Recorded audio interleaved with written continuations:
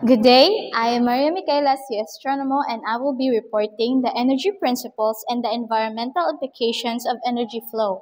So now, what is energy principles? So when we say energy principles, energy is the ability to do work. Work is done when an object is moved over a distance. This occurs even at the molecular level. So energy, dili na to makaning mabutang ang kaning. For example, like when we do work, we need energy. And energy comes from our food. We need food so that we can have energy that we will use when we do work. And especially when we do hard work, like building muscles or maybe kanang mo aswata og bugat, we need energy to do that work. Kay di man na siya madali-dali, and maybe kung if wala tay kaning energy, possible jud nga kaning nadyoy ma side effects sa atong body ana which can cause a great damage. So when we say, this occurs even at the molecular level. When we say molecular level, energy is stored primarily within the chemical bonds between atoms and a molecule, taking the form of potential energy, and can also present as kinetic energy due to the molecular or molecules movement, including rotations and vibrations. So, di pa na siya magdayon-dayon nga. For example, like, ang energy kay mo transfer din na sa imong lawas dayon kung mukaon ka. Dapat na siya process para makaning magaling bitaw na siya, and then ma-form siya og kaning energy. And next is types of energy. So what are those types of energy? Kinetic, so the first one is kinetic energy. Energy contained by moving objects. So when we say kinetic energy, kay dili na makonek ang katong force and motion. So when we say force and motion, kay for example like we are pushing something. So i-push na to, magamit na to atong lawas, we need energy so that ma-push na to. If dili makaning ma-weak man ta. So dapat natay energy para natay kinetic energy para ma-move na to ang isa ka object.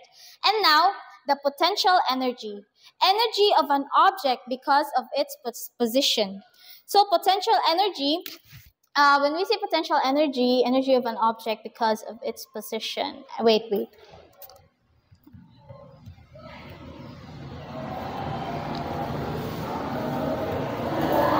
So potential energy in physics, potential energy is the energy of an object or system due to the body's position relatively to other objects or configuration with its particle. So for example, when we have an arrow, so ang arrow dapat na siya force dapat pa imo siyang birahon before siya imuang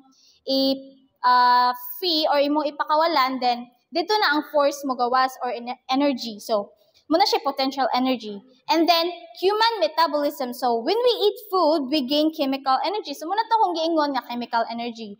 So, human metabolism, kinapon na siya dapat energy. So, di na siya pwede mawala ang energy sa human metabolism or else di na siya mugaling sa atong lawas.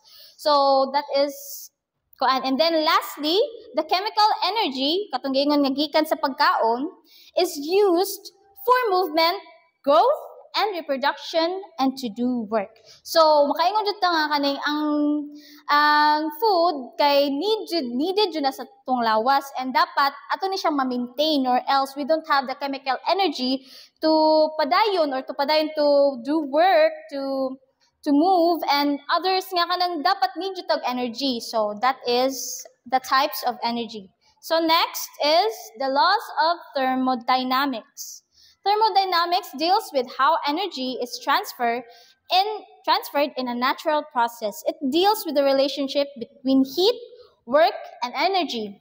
So, ang laws of thermodynamics kay kanang aside sa katong, di ba, ningon ko atong kinetic energy nga kaning ditso na siya, di na siya need og mga kaning like factories or kanang need nga process nga grabe na jud kayo ka physical. Ang ari diri sa thermodynamics, ang energy kay ma-transfer na siya in a natural process. So dili na siya madali-dali, dapat na siya mga equipments para ma-transfer ang energy sa usa ka butang or sa kataw. So it deals with the relationship between heat, work, and energy. So First is the first law of thermodynamics is that energy can neither be created nor destroyed. It can only be changed from one form into another. So from chemical energy to heat energy, thus energy is conserved. So diri kay makaingon na taog kani ang laws of thermodynamics kay energy can be neither so, ang energy, dili na siya mo change. Kay mo form man ni siya and mo transfer sa usa ka kaning, for example, like chemical energy to heat energy. So, thus energy is conserved. So, ang kuha na ni diya sa thermodynamics kay mostly, di na siya kaning like ipagkaon pa nimo kanang for example, sa factories. And sa factories, dapat nakay kaning chemical energy para magamit dito ang heat energy. Like, for example, like, when we do something, example kay, what can I say to this? Wait a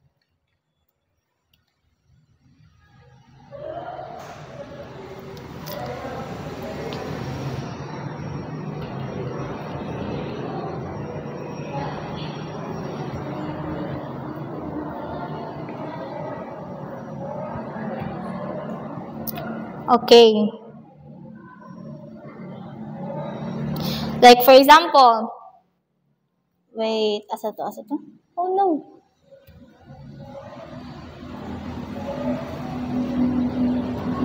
Like for example, sa gas. So muna siya tong chemical energy and then ma-transfer siya sa kaning sa car which kaning maka-create siya og heat. So, mo to siya ang kaning first law of thermodynamics. And then, when we say second law of thermodynamics, principle of physics that recognize that with each successive energy transfer or transformation, less energy is available for work. Whenever energy is converted from one form to another, there's a loss of energy through the discharge of heat. Entropy, the energy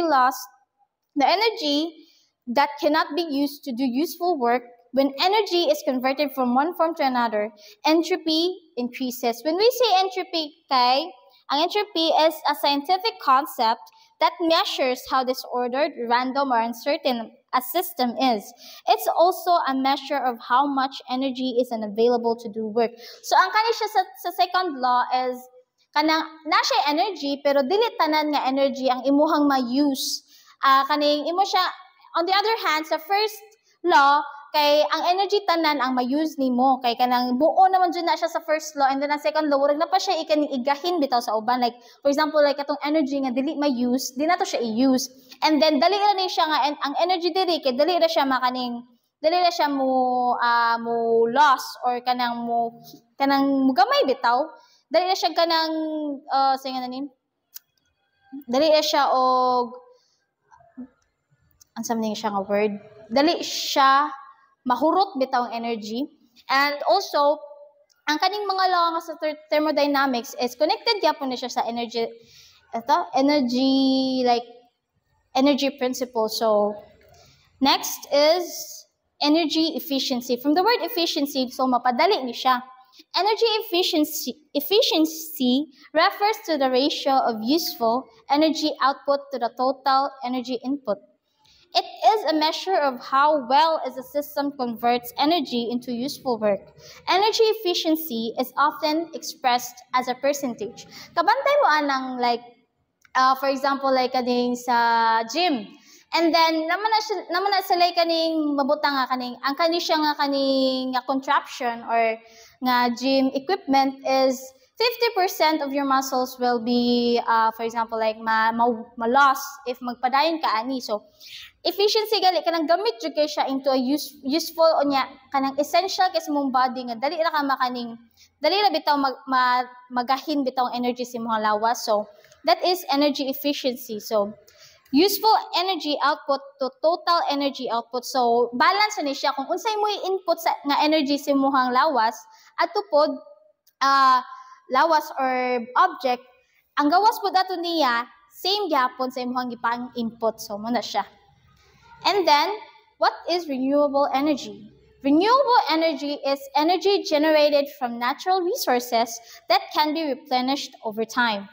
Examples of renewable energy sources includes solar energy, wind energy, hydro energy, geothermal energy, and biomass energy. When we say renewable energy, kay kana bitaw continuous bitaw nga yang supply bitaw niya. For example sa sun. So ang sun is a renewable energy. So ang kaingon tani nga kan dinhi siya dali mahurot unlike sa kaning non-renewable energy. So when we say solar energy, common naman jud kay na siya. So makita na nato na siya sa either sa ubos or sa igbaw sa scene. So usa na siya ka way para kaning mo store or kaning mukuha kag energy from the sun. And then when we say wind energy, so muna to siya mga windmill gikan sa hangin nga energy. So moto siya ang gikaning moto ang gipang gipang stored or conserved sa usa ka kaning contraption or like mill. So makakuha sila energy adto and then they will use it for a lot of purposes. And then hydro energy, from the word hydro, so tubig. Ali sila magkuhag tubig sa energy. Ali sila magkuhag energy sa tubig. And then when we say geothermal, ang kaning geothermal is what can I say with this?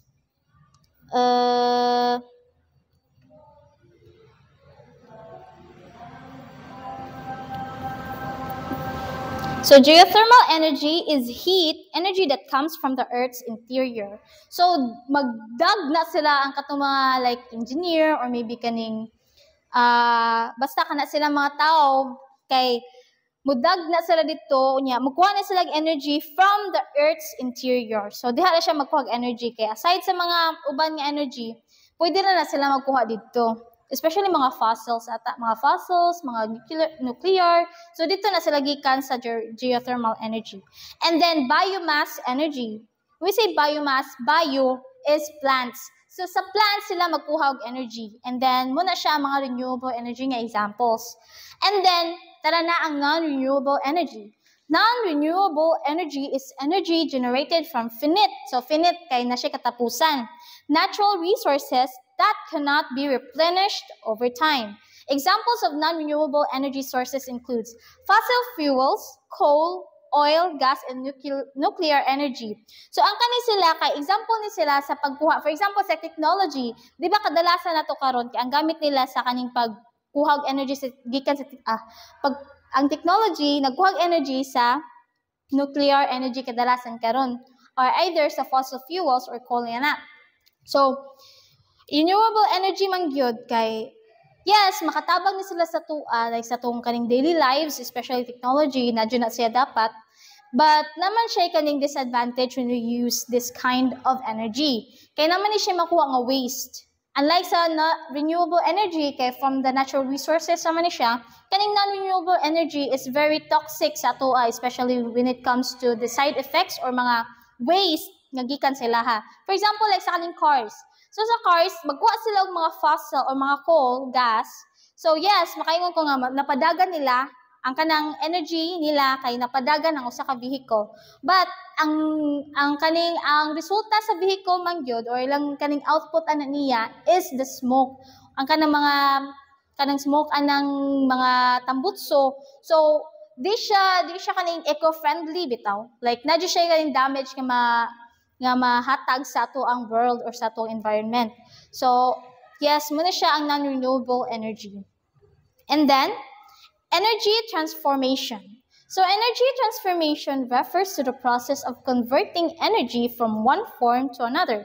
Examples of energy transformation includes chemical energy to electrical energy. So, batteries. So, usa ni siya ka example sa energy transformation.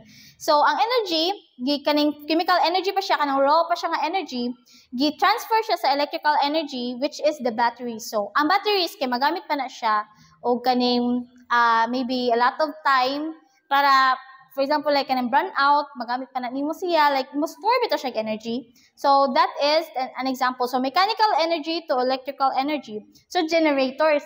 So, when we say generators man gyud kay magamit yun siya, especially brownout gihapon kay for example like big malls, so dili na siya madali-dali like usa ka battery ang magamit nimo para mapaandar nimo ang tanan technology. So muna sila mga example in the thermal energy to mechanical energy. So daghan kay example ang energy transformation kay i-transform man ang energy to another one. So magamit gyapon ni siya nato karon hangtod karon. So that is the energy transformation. And then energy storage. Energy storage refers to the ability to store energy for later use. Examples of energy storage technologies includes amo na to kung giingon pud nga kanang mo store og energy or energy storage. So for example like batteries katong gingon ako ganiha, capacitors, flywheels, pumped hydro storage. So isa ni sila ka storage para dito mabuta mga energy nga imong gipang transfer sa katong like for example like gikan ka sa chemical energy or mechanical energy nga imong gi-transfer sa batteries ba or generators. So very kuani siya ang kaning energy storage kay dapat dili jud siya mawala sa tuwa kay especially kanang mag run out kay gamitunon gina sila, and of course di na sila di po na sila dapat labay-labay bitaw bisag asa kay maka-ruin mo po na siya sa environment, and also bisag makaruin siya is naman kaya pa magamit, so makaingon ko nga gamit yun kayo na siya. So next is paligog stop. So now let's tackle about environmental implications of energy flow. So the environmental implications of energy flow are significant and far-reaching, influencing everything from the structure of ecosystems to the impact of human activities. So the environmental impact of energy production and consumption is a complex issue with far-reaching consequences. So primarily, the burning of fossil fuels drives climate change through the release of greenhouse gases, leading to global warming and its associated effects. So makaingon ta nga ang kaning implication sa energy flow sa environment kay na siya two sides, and that two sides can be really have a big impact sa environment. For example, ang advantages niya sa the advantages of energy flow, like makatabang siya sa to, like we use the energy to our technology and even our daily lives. For example, like naay kaning like for example sa hospital, we need energy so that or technology so that kaning ang technology sa hospital kay mapadayon bitaw, like naay continuation ang paggamit ato niya, and kaning useful po to siya sa mga operation or mga kaning needed like daghan mo technology yun ang needed yun. And then makaingon po ko nga kanang napod siya kaning again makaingon ko nga napod siya disadvantages, which is the waste nga magamit niya. Like for example ang kaning nuclear energy. Ang nuclear energy man gyud kay based sa akong na research kay diri magkuha ang technology sa diri magkuha og energy sa nuclear energy, and which a nuclear energy is a non-renewable energy, which na siya side effects, like for example na siya energy waste, so intoxicated kina siya sa toxic kina siya sa atong environment, so dili na siya dapat unta, pero gamiton man gyapon na nato. So makayon ta nga duha jud siya ga side ang nasa implications of energy flow. So next is energy flow, the foundation of life. Energy flow is the movement of energy through different trophic levels in an ecosystem, starting with the sun and moving through the producers, consumers, and the composers. So nadyo siya kaning process ang pagkuha sa energy, like na siya gikan siya sa producers or gikan siya sa water ba, sa sun, or maybe sa plants. And daghan pa og kaning mga makuhaan nga energy, and then consumers, which is the kaning diri na mag-process or diri na kaning kanon ba or kaning i-manufacture ba ang katong energy. So diri na mag-transfer ang energy, and then mga decomposers. And decomposer is the result of that energy nga imong gi-conserve or gi-kaning gi-transfer. And then nadyo siya kaning naman na siya effects or results good, either bad ba na siya or good. This process is essential for sustaining life as it provides organisms with an energy needed for growth, reproduction, and maintaining biological functions. So either kaning naman siya mga bad sides, so napo siya good sides, and that good sides is sustaining life. So tungod ani nila kay makasustain sila sa ato ang daily needs, daily lives, especially sa technology. So ang technology man gyud needed man gyud na siya sa tuwa gyud. So dili na siya dapat mawala sa aton generation, especially karon nga kuan kay ta kanang dependent na kay ta sa technology. So yes, that is the energy flow or foundation of life.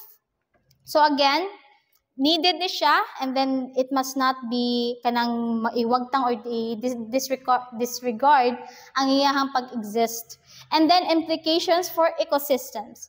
Food chains, the limited energy transfer efficiency explains why food chains tend to be relatively short. So, makaingan ta nga ma-shortage yun na ang kaning food chain. Kaya nga naman, dira man ta magkuha og energy. Ang uban, magkuha dihag energy, which is makalead yun na siya og kaning mga, for example, like kaning over kwan bitaw, over like, what can I say with this? Oh my, again,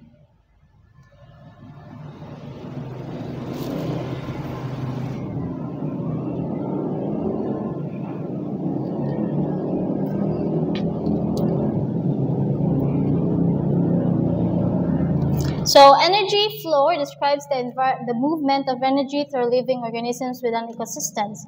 It starts with primary producers like plants. So muna na siya gi-explain. So diri muna ni siya ang kaning factors na bitaw sa ecosystem kung asa magkuha ang mga energy, like sa food chain length, sa ecosystem stability, and biological productivity. So diri nadyo impact ang pagkuha og energy, especially sa natural resources. And then limited energy transfer efficiency explains why food chains tend to be relatively short. So with each transfer, less energy is available. With each transfer daw, ang energy kay maless bitaw ang available niya. Kay the more man yung kamukuha og energy adto, the more nga mugamay to ang imuhang gikuhaan. So kanang dapat i-balance bitaw ang pag-produce ato and then pagkuha pod kay dapat na dyan na siya kanang makayong ta cycle bitaw, di na siya dapat ihurot tanan kay wano may mabilin sa sources imo na siyang ihurot tanan. And then ano na po sa ecosystem stability. So stability, energy flow is crucial for maintaining the stability of ecosystem. So di siya dapat i-neglect bitaw. Kay crucial man daw siya sa maintaining the stability for ecosystems. Any disruption in the flow of energy can lead to significant imbalances, potentially causing population declines, extinction, and disturbances in the overall structure of the ecosystem. So, makaingon jud ta nga dako jud impact if ang kaning energy flow kay makaning ma-disrupt bitaw or makaning matandog kay diri naman jud ni siya makaning like for example like na ma-instinct na makaning ma-decline the population. So di ni siya dapat kaning tandogon ng energy flow or else kita ra po'y mag-suffer, we humans. And then biological productivity, the rate at which primary producers capture and store solar energy through photosynthesis determines the ecosystem productivity. High productivity supports larger populations and more complex food webs. So, ang biological, so bio na sad ta. So, dili makuha na pud energy dito sa plants. Which, ang energy, like for example, di na pud sa plants na pa may solar energy. So, dili ta mag-store energy gikan sa natural resources and then mag-produce tag energy through gikan po dito, like photosynthesis determines the ecosystem productivity. So, needed po ang biological productivity kay dili po ta magkanabitaw ang process niya sa pagkuha energy. If kanabitaw, for example, like kanang dili tumao or di mauyon ang pag-process ato sa pagkuha sa energy, then nadyo kaning disadvantage or nadyo kaning repercussions nga maabot. So, we must not disregard its flow kay or else kita ra po'y magkaning suffer again. And then the human impact of energy flow. So kita namang humans unsay impact nato sa energy flow. Human activities can significantly impact energy flow in ecosystems. For example, deforestation. So we all know that deforestation is very bad in our environment. Reduces the amount of primary producers, disrupting food chains and reducing overall productivity. So makaingon ta deforestation is makaguba bitaw nga ma-destroy niya ang atong natural resources which is the primary producer sa atong energy. So And deforestation is big impact po na siya sa ato ang kaning big impact sa ato kay dako mo po ni siya og kaning damage especially sa atong environment. So di na siya dapat. And then pollution. So pollution is very common especially in Philippines. So pollution can alter energy flow. So ma-alter niya by poisoning organisms or disrupting nutrient cycles. So ang pollutions di na kay na siya mag-stranded nga mga kaning mag-stranded diha nga mga kaning trash or maybe mga bati, mga toxic nga kaning mga garbage, makakause po na siya og poison sa mga organisms, especially kanang mga gagmay nga kaning mga gagmay nga molecules nga beneficial bitaw sa atong environment. And di po na siya pwede kay ang pollution man gyud kay aside sa kaning makaguba siya sa environment, makaguba po siya sa atong health. So dako po siya impact sa atong energy flow kay diha ma-disrupt or makaning mahilabtan ang ato ang flow sa energy. And then lastly, the overexploitation of resources can deplete populations of key species, leading to cascading effects throughout the food web.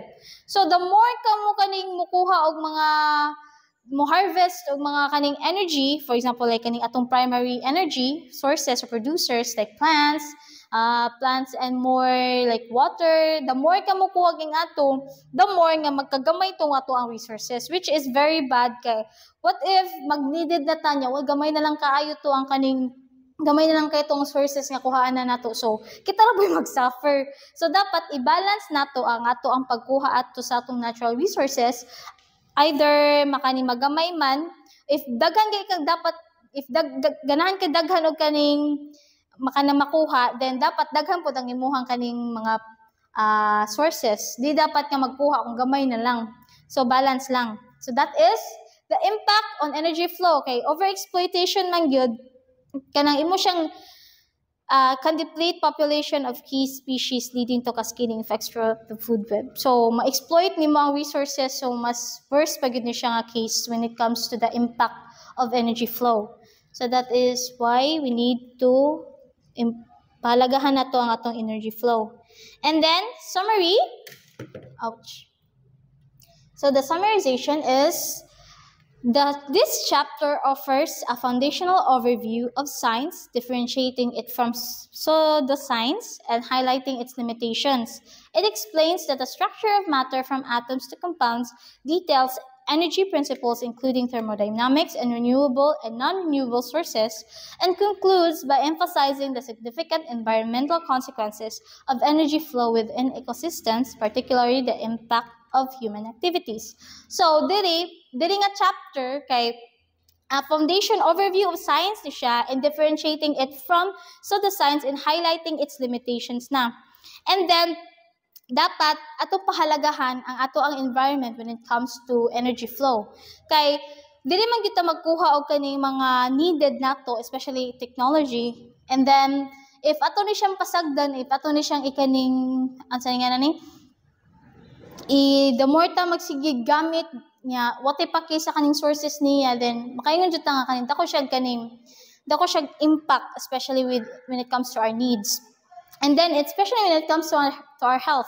Kay dako kanang ang energy man gyud dapat naapo ni siya sa tuang kuan gyud naapo ni kaning benefit sa atong health. And then we must know that the world or the science is we must acknowledge science because kanang tungkol sa mga discoveries, we all know that nga dako siya impact or dako siya benefit sa to ay necessary nga i-acknowledge nato sila kay ang science kay sila may ang founders ani nila like watay solar energy, watay mga